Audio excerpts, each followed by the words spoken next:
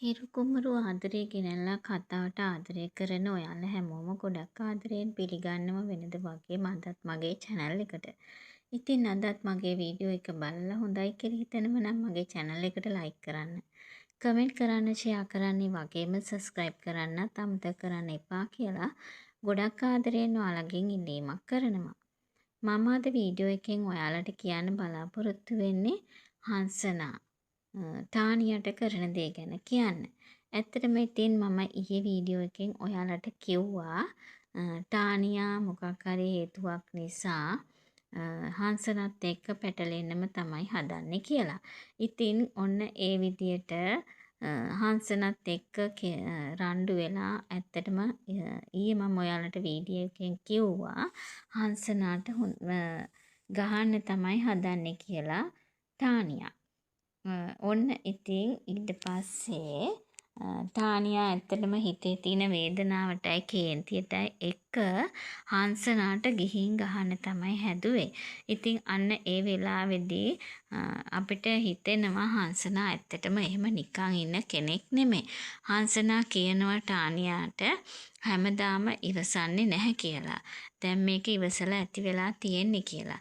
ඉතින් ඒක නිසා ඔන්න ඉතින් හංසනාට ඉවසීමේ සීමාව ඉක්මවලා යන්න තමයි හදන්නේ කියලා ඔයාලට කියන්න හිතෙනවා මට.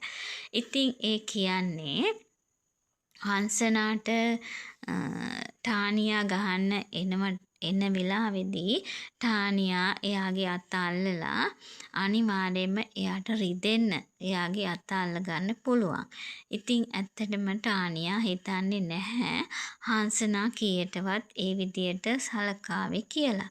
එහෙම හිතලා තමයි මේ ටානියා හංසනාට බනින්න එන්නේ. හැබැයි ඉතින් ටානියා හංසනාගේ ඇත්ත తත්වය දැනගෙන හිටියනම් කීයටවත් හංසනාට බනින්න යන්න පුළුවන් කමක් ලැබෙන්නේ නැහැ.